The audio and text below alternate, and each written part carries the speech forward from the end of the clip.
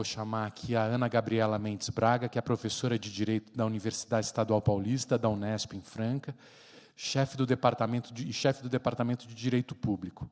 Ela é coordenadora do NEPAL, Núcleo de Estudos e Pesquisas em Aprisionamentos e Liberdades, e do projeto de extensão Cárcere, Expressão e Liberdade. Ela é ex-diretora e atualmente associada da Rede de Pesquisas Empírica em Direito. Obrigado, Ana. Bom, obrigada, Bruno. Obrigada à USP pelo convite, pela iniciativa de a gente poder compartilhar o conhecimento acadêmico aqui com a sociedade nesse palco tão representativo aqui de São Paulo. Eu vou falar especificamente do impacto do encarceramento na sociedade, e, para isso, eu queria que vocês, que a gente aqui em conjunto, pensasse aí de olhos abertos ou fechados na imagem que a gente fala quando fala de prisão. Qual imagem vem na mente? E a gente pode até, com os celulares, aprimorar esse exercício, colocando no Google Imagens, prisão. E, especificamente, prisão brasileira, a gente vai ter um retrato, que são uma prisão de homens, jovens, negros, pobres, mas, em grande parte provisórios, em torno de 40%. E se a gente puder pensar numa qualidade, numa palavra, ou como o poder é exercido nesse aspecto da prisão, a gente poderia falar aí de repressão, tortura, morte simbólica, morte material, desaparecimento, falta. Então, esse retrato que corresponde ao nosso imaginário é um retrato que está muito próximo à realidade. Se a gente pegar o Infopen, que é o relatório de informações penitenciárias, a gente vai ver que a maioria das pessoas presas são homens, jovens, negros, pobres, etc. Perfazendo aí uma porcentagem de quase 95% de homens. Porém, se a gente pensar um outro aspecto, e daí eu trago aqui uma até estratégia, uma metodologia feminista de pesquisa, que é a pergunta pela mulher. Se a gente perguntar onde está a mulher nesse cenário, a gente vai trazer alguns outros elementos. Porque, nesse primeiro cenário, a gente pode dizer que o que rege, o tipo de poder, o tipo de ação do Estado é uma ação necropolítica. Eu não vou entrar aqui nos detalhes, mas é uma ação que mata, que desaparece, como eu falei, a morte simbólica, a morte real, e é uma ação que dizima grande parte aí da população presa, dessa população jovem negra. Porém, dentro desse quadro, desse marco, esse cenário necropolítico, se a gente pergunta para a mulher, a gente vai ter outros elementos que se complementam a esse, que eu vou nomear aqui a gestão da vida. Mesmo em relação ao encarceramento masculino, se a gente pensar qual que é o impacto do encarceramento masculino em relação às mulheres, a gente vai ter um impacto, porque são as mulheres que são responsáveis aí pelos cuidados, pelos afetos, pela gerência do encarceramento masculino. Então, são elas que gerem essa vida em conjunto com o Estado, são elas que levam o jumbo, levam a comida em forma de afeto, levam os produtos de higiene que faltam, fazem as visitas, levam as crianças. Então, elas têm esse papel. E elas, então, se a gente pensar em uma população de mais de 800 mil homens, e todas as familiares e mulheres que são implicadas nesse encarceramento masculino, a gente já vai trazer um outro aspecto de como o encarceramento impacta as mulheres. Mas não é isso que eu vou falar aqui, porque vou falar de um outro aspecto, que é um aspecto, esse se era indireto, é um aspecto mais direto, que é a questão do encarceramento feminino. Mas, em ambos, o que eu queria ressaltar, uma linha que eu tenho tentado pensar, é que não se trata de assunto de gênero. Não fala que é uma questão só daqueles 5% das mulheres que estão presas. Porque quando a gente quando o Estado faz as políticas de encarceramento, ele está fazendo gestão de população. Ele está encarcerando mulheres e homens em idade fértil, que atravessam as perspectivas, os planos de maternidade, paternidade, de família. Então, dessa forma, quando a gente fala do impacto do encarceramento na mulher, não é uma questão só das mulheres, é uma questão do Estado. Então, queria começar essa palestra um pouco provocando e pensar que esse produto é um produto macro e não micro. Do aspecto que eu vim falar aqui, que é o que eu tenho pesquisado aí nos últimos 10 anos, é o aspecto especialmente do impacto nas mulheres presas E um desses impactos é em relação às mães presas, né? Lembrando que nem todas as mulheres são mães, já fazendo essa distinção. Quando a gente traz a questão da maternidade, a questão da infância para dentro da prisão, lembrando daquela primeira imagem, ela muda essa imagem. Se a gente pensar, né, no próprio, a expressão do verbo parir, que é dar à luz, né, a criança ela traz essa luminosidade. E ela vai trazer essa luminosidade para um espaço escuro, de opressão, de tortura. Tanto que a pesquisa que eu coordenei do tema, há uma década atrás, né, em 2013, eu nomeei Dar à Luz na Sombra, que carrega essa ambiguidade, que é ter um espaço prisional, que é um espaço de morte, mas ter a vida correndo lá. Então, algumas sutilezas vão mudando na percepção e nas vivências desse espaço. Então, por exemplo, uma das categorias que eu tenho trabalhado é em relação ao tempo morto. Né? Quando você tem uma criança em crescimento, quando você tem uma vida acontecendo, você tem uma releitura do tempo que é despendido na prisão, talvez como tempo de vida também. Né? Eu não estou falando que uma coisa substitui a outra, né? Acho que as duas coisas coexistem. Mas é tão difícil a gente pensar nessa ambiguidade, luz e sombra, né? Porque é óbvio, óbvio, não tão óbvio, mas é o que a gente tenta tornar evidente, que o STF já declarou o estado de coisas inconstitucionais da nossa prisão, mas que prisão não existe prisão boa. Né? Eu parto de uma perspectiva abolicionista de que não tem como melhorar a prisão. Partindo, né, desse aspecto que não tem como melhorar a prisão, a gente pensa, né, que se a prisão é ruim, né, para um ser humano, imagina para uma criança. Então, poderia aqui contar algumas histórias do processo de institucionalização que passam as crianças na prisão, que eu chamo também de população invisível. Porque não está no Infopem quantos bebês passaram pela prisão, quantas crianças passaram pela prisão. E quando eu estava, né, realizando essa pesquisa, a gente estava fazendo um campo na Bahia, numa unidade prisional feminina, e lá a gente escuta essa história, que, antes de ter uma política específica, lá ficavam as crianças, nasciam e iam ficando até 4, 5 anos. E a gente escuta a história de umas freiras que faziam esse apoio com as mães e crianças presas, de que a criança sai pela primeira vez à noite com as freiras de carro e ela se espanta com o céu, né, que era uma criança que não conhecia estrela. Porque a tranca numa prisão é 16, 17 horas, ela não conhecia o dia. Né? Então, poderia falar que essa criança na prisão ela não conhece as estrelas, ela não conhece, às vezes, homens, né, porque no ambiente feminino estranha também uma figura masculina, não tem contato com animais, então, assim, eu não preciso falar a limitação na infância, né, em relação a isso. O que eu queria falar mais aqui hoje seria da perspectiva da mulher, do direito à maternagem da mulher presa. E, para isso, eu vou aqui resumir em 3 histórias. 2 delas eu colhi agora na minha última pesquisa, que foi realizada em Portugal, junto à Casa das Mães, e uma delas, que daí com isso eu fecho, é dessa pesquisa realizada aqui no Brasil. Então, vou trazer aqui a história da Sílvia. Ela era uma portuguesa de origem cigana.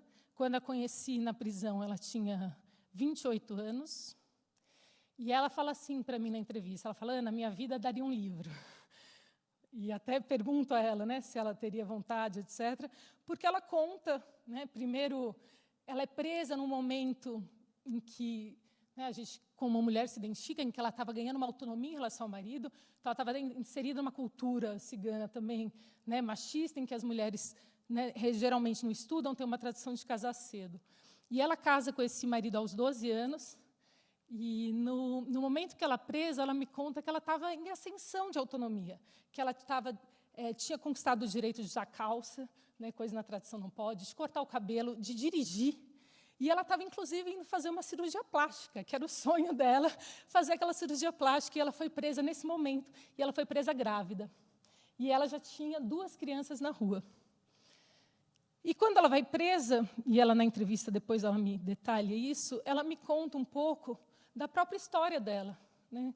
E como essa política que estou falando, que é uma macropolítica de controle de população, ela é uma política intergeracional, na medida em que é comum a gente ver numa mesma prisão mãe, avó e filha, né? Gerações aí de pessoas que passaram pela prisão, e não atribuindo aqui um DNA criminógeno, né, porque essa poderia ser uma interpretação positivista, mas o contrário, né, como isso são processos de Estado, como o próprio Estado ele produz e reproduz justamente nessas ausências, né, porque quando a gente prende uma mulher, não que a mulher seja a única cuidadora, o que a gente luta é para desessencializar isso, mas a gente tem um impacto familiar, né, muito maior. Mas voltando aqui à história da Sílvia, ela então foi presa e ela conta que quando ela, né, a mãe dela foi presa pela primeira vez quando ela tinha 6 anos, e ela fica aos cuidados de um tio. A mãe passa 4 anos na prisão e sai. E ela sai com o irmão, porque nesse meio tempo na prisão ela teve essa criança na prisão e sai com o irmão. Essa mãe passa 4 meses na rua e é presa novamente. E dessa vez, então, a Sílvia, além de ficar sozinha, ela fica responsável pelos cuidados desse irmão. E responsáveis do tipo, ela falava que lavava, né, a roupa à mão, né, numa precariedade também material que a gente precisa ressaltar. Alimentava, levava à escola, educava. Ela, então, com 10 anos, responsável por uma criança de 4. E aí ela casa-se, né, aos 12. A mãe dela, né, quando sai da prisão, ela já estava casada, 2 filhas, e, num terceiro momento, né, quando a Sílvia vai presa, a mãe dela vai presa junto mais uma vez. Né, então, elas ficam presas juntas. E por que eu trouxe essa história, né, e o que ela fala um pouco? Porque a Sílvia ela traz isso, né, que a maior dor dela é saber, ela sabe que os filhos estão passando.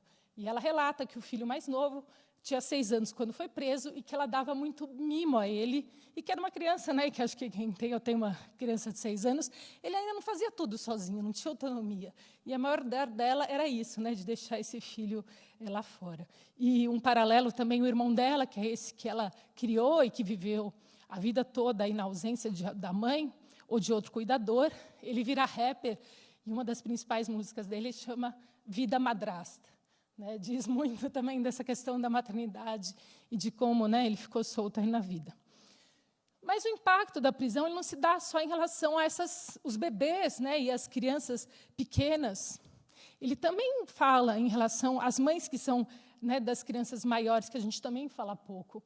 Então, a história da Ana, que era também uma interlocutora lá de Portugal, era uma cabo-verdiana que estava em Lisboa há 20 anos, foi presa, né? Ambas foram presas por tráfico de drogas, porque, apesar da política portuguesa, né, descriminalizar o uso, não descriminaliza o tráfico. Então, fecha uma ponta, né, e abre outra para continuar encarceramento.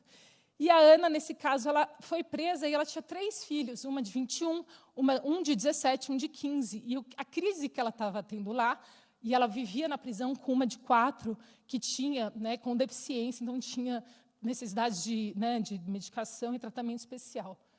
Mas o que ela ressaltava lá, o que ela compartilhava lá com o grupo nesse momento, era que ambos os filhos foram despejados com a prisão dela, porque ela não tinha como pagar aluguel. O filho mais velho estava em situação de rua e drogadição, e a filha mais nova em uma relação abusiva, da qual ela ficou sabendo ali. Então, assim, são questões já de adolescente, de jovem, mas que também demandam a presença da mãe ali. E a terceira história, essa que ocorreu no Butantã, aqui no Brasil.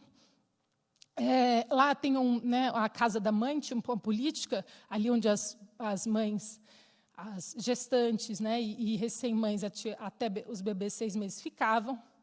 E, nesse momento, eu lembro que estava fazendo a entrevista da pesquisa da Luz na Sombra, e ela me conta um pouco o drama que ela estava vendo ali. Qual que é o drama? Né? E deixa eu explicar rapidamente.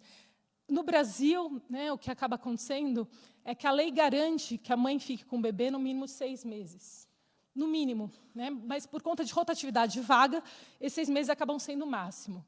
E essa mulher, quando ela tem o acesso a uma unidade materno-infantil, que ela fica 6 meses, esses 6 meses que ela passa em convivência intensa, né? Porque ela não pode deixar o bebê para nada, são 24 horas. Se ela estava fazendo um curso, estava fazendo uma atividade educacional, ela para ficar 6 meses dormindo, acordando com aquela criança. E, de repente, né, porque aqui no Brasil a gente não tem nenhuma política de preparo, nenhum aviso, de uma hora para outra chega oficial, né, e se essa mulher não tem possibilidade de enviar essa criança para um parente na rua, essa criança ela vai para uma casa de abrigo, né, correndo o risco de ela ser adotada e essa mãe perder, né, uma pena perpétua, apesar da Constituição vedar, mas essa mãe perdeu o contato para sempre com essa criança, né, e sendo que né, a lei não fala isso, né, quando a lei, né, a não ser que for um crime contra a criança. Então, nesse caso, né, a Lucinéia, que é a minha interlocutora, ela falava, então, que ela estava com a malinha pronta e ela leu uma carta que ela ia enviar ao abrigo. Porque estava se aproximando às 17 horas, ela falou, todo dia às 17 horas fico tranquila, porque eu vou ter mais uma noite com a minha criança. Então, assim, ela estava numa convivência, né, que eu e a Bruna Angotti elaboramos, a partir da pesquisa, esse conceito. Então, ela estava numa convivência de hipermaternidade, e, de repente, uma quebra abrupta e numa situação de hipomaternidade. Né? Não falo zero, porque ela continua exercendo essa maternidade, mas essa maternidade é zerada.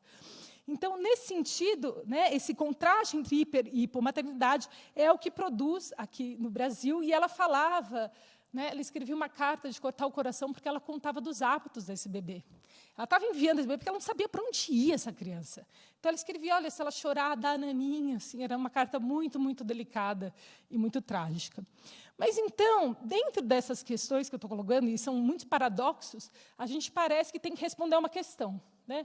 O que é menos pior em termos de maternidade em prisão, em termos de encarceramento de mulheres? É a gente prender essa criança com a mãe, com todos os riscos de insonorização, ou deixar essa criança na rua sem a mãe ou sem um outro cuidador, com todos os riscos, né, de ter esse abandono, né, de ter essa separação. E a resposta a esse falso paradoxo é desencarcerar. Aí podem falar, bom, essa é uma perspectiva revolucionária, e uma perspectiva abolicionista, mas ela é, antes de tudo, uma perspectiva legalista, garantista. Porque a gente tem já medidas na lei para promover o desencarceramento dessas mulheres, né, para promover medidas não privativas de liberdade. Então, quanto a esse ponto, né, a revolução é aplicar a lei. A lei pode ser muito revolucionária, né, estou garantindo a partir da lei. Um segundo ponto, além das aplicações das medidas desencarceradoras em lei, seria a gente voltar à discussão da descriminalização do comércio de drogas. Porque, né, como eu falei, as mulheres, né, estão indiretamente afetadas à prisão dos seus homens, e também o comércio ilegal de drogas é o crime que mais prende as mulheres. Se a gente descriminaliza esse crime, de uma hora para outra, a gente deixa de pensar, 60% dessas mulheres deixam de ter essas questões que eu estou trazendo aqui.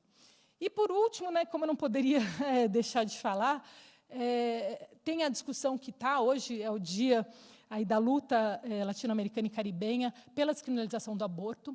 Apesar do aborto não ser um crime que seja representativo em termos de prisão, a gente, voltando para aquela discussão de gestão da vida, né, não é um crime que prende, mas é um crime que mata indiretamente pelos abortos ilegais. Então, pensando na gestão da vida e pensando a mulher nesse quadro como resistente a um projeto de morte do Estado, né, então também a luta pela descriminalização do aborto é também pela vida e para não morrer. Então, dado, né, esses três indicativos e um horizonte também para a gente sair dessa questão, é um horizonte, né, pela menos prisão. Né, se a gente diminui a prisão, todas as questões que ela complexifica, especificamente nessas relações afetivas, nas relações na autonomia reprodutiva, na autonomia relacional que tem as pessoas, com certeza a gente vai ter mais produção de vida nesse quadro, né, que é um quadro de morte. É isso, obrigada.